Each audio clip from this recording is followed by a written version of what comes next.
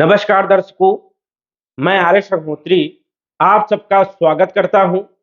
दर्शकों, आज हम बात करेंगे कर्क राशि फल जनवरी 2023 के बारे में।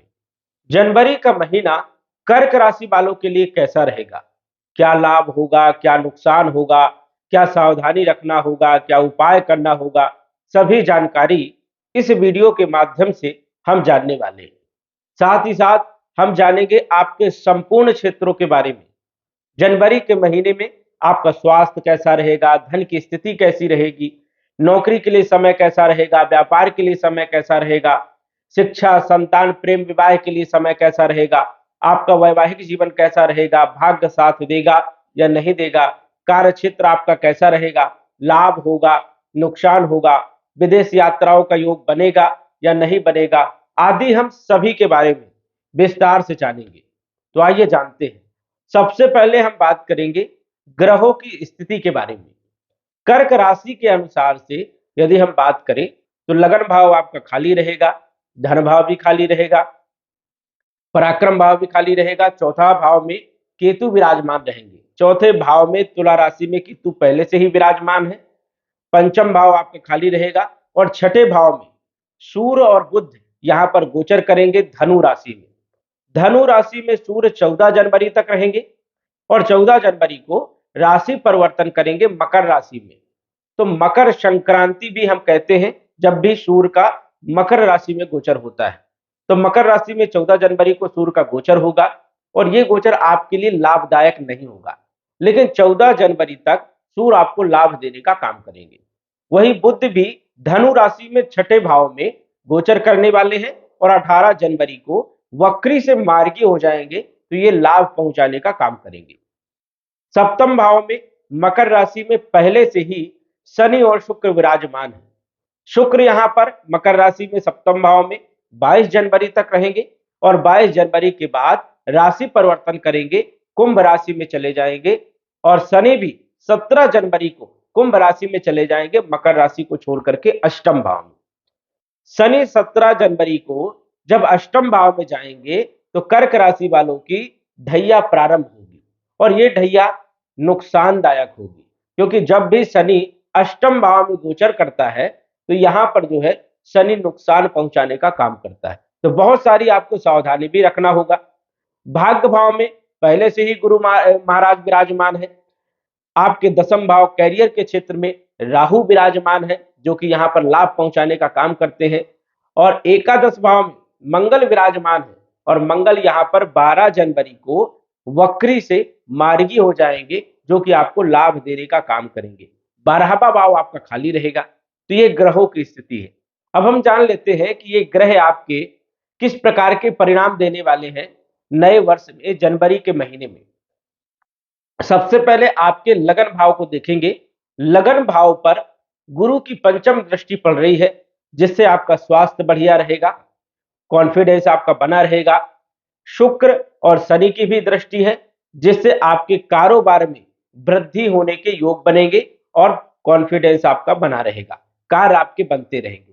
वही यदि हम बात करें पंचमेश के बारे में, पंचमेश आपके मंगल बनते हैं और मंगल लाभ भाव में विराजमान है वृषभ राशि में, और ये 12 जनवरी को वक्री से मार्गी भी हो जाएंगे। तो 12 जनवरी के बाद बहुत जबरदस्त लाभ देने का काम करेंगे, क्योंकि मंगल लाभ भाव में लाभ देने का काम करते हैं। यहां पर गोचर मंगल का बहुत अच्छा माना जाता है।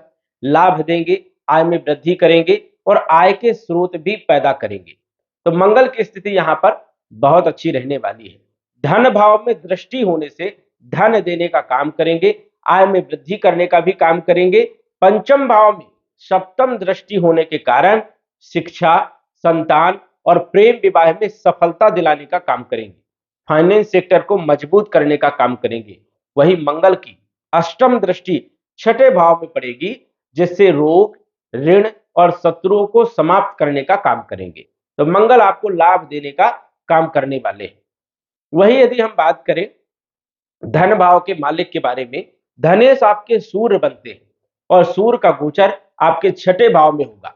14 जनवरी तक सूर्य छठे भाव में धनु राशि में रहेंगे, यहां पर लाभ देने का काम करते हैं, क्योंकि सूर्य का गोचर तीसरे भाव में छठे भाव में और एकादश भाव में सबसे बढ़िया माना जाता है।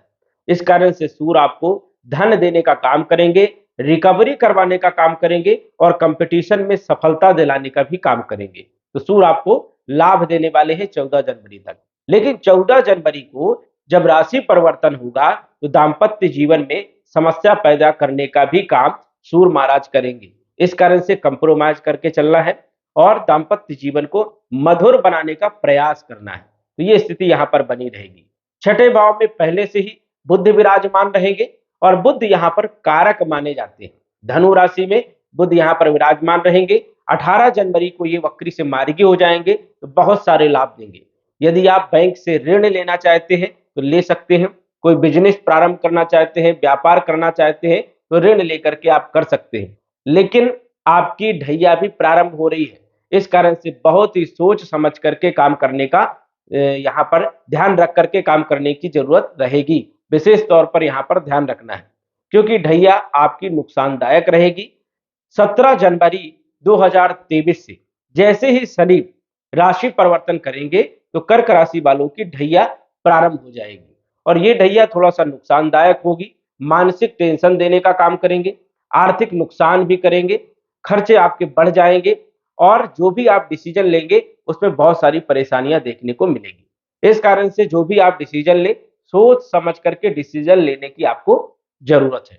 शनि 17 जनवरी को राशि परिवर्तन करेंगे, अष्टम भाव में गोचर करेंगे तो धन हानि करवाने का भी काम करेंगे और ससुराल पक्ष के संबंधों को खराब करने का भी यहाँ पर काम करने वाले हैं।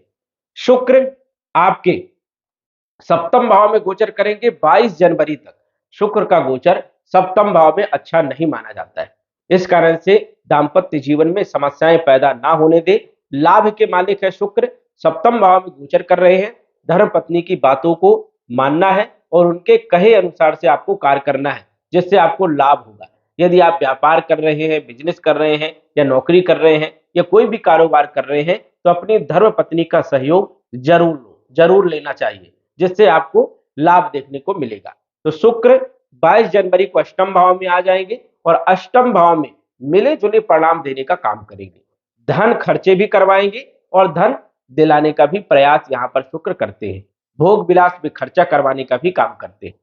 बात करें आपके भाग्येश के बारे में, भाग्येश बनते हैं गुरु और गुरु भाग्य भाव में ही विराजमान है। इस कारण से बहुत सारे सपोर्ट करने का काम यहाँ पर गुरु करेंगे। गुरु आपकी सहायता करने का काम करेंगे, जो आपके नुकसान हो रहे हैं उनको मैनेज करने का काम करेंगे, भाग्य में वृद्धि करने का भी काम करेंगे और पंचम दृष्टि लगन भाव में होने से आपका स्वास्थ्य कॉन्फिडेंस बराबर बनाने का काम करेंगे। वही पंचम दृष्टि के बाद सप्तम दृष्टि की यदि बात करें तो पराक्रम भाव में गुरु की सप्तम दृष्टि रहेगी, बल पराक्रम में वृद्धि करने का भी काम यहाँ पर गुरु महाराज करेंगे। नवम दृष्टि पंचम भाव में पड़ेगी, उच्च शिक्षा के योग बनेंगे, संतान के लिए समय बढ़िया रहेगा और प्रेम विवाह में भी सफलता दिलाने का काम करेंगे, विवाह के योग भी बनेंगे। तो गुरु आपकी स्थिति को मजबूत बनाने का काम करेंगे। वही यदि हम बात करें राहु के बारे में, जो कि आपके कार्य क्षेत्र दसम भाव में गोचर कर रहे हैं, थोड़ा यहाँ पर कंफ्यूजन करने का भी काम करेंगे, राजनीति जैसे योग भी बनाने का काम करेंगे। लेकिन कोई भी बड़ा काम करने से पहले सोचे, सलाह ले, उसके बाद ही करें, नहीं तो नुकसान की आशंकाएं भी यहाँ पर दिख रही है। तो यहाँ पर आपको देखना है, थोड़ा कंफ्यूजन को दूर करना है और मानसिक टेंशन भी आपको रहने वाला है। तो यहाँ पर चंद्रमा को मजबूत करने की आपको विशेष जरूरत रहेगी। मंगल आपके लाभ भाव में गोचर कर रहे हैं, लाभ देने का काम करेंगे और आय में वृद्धि करने का काम करेंगे।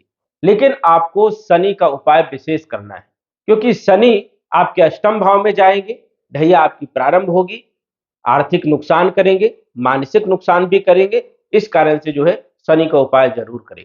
शनि के बीज मंत्र का जप करें, ओम सम शनिश्चराय नमः, इस मंत्र का जप करें।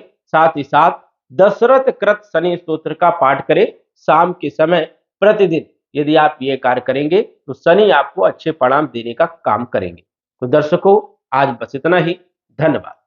यदि आप अपनी कुंडली का विश्लेषण घर बैठे करवाना चाहते हैं तो दिए गए व्हाट्सएप नंबर से संपर्क करें। साधारण फीस जमा करके आप अपनी कुंडली का विश्लेषण फोन के माध्यम से घर बैठे ही करवा सकते हैं। और जान सकते हैं अपने भूत, भविष्य और वर्तमान के बारे में। धन्यवाद। WhatsApp number 9479893911।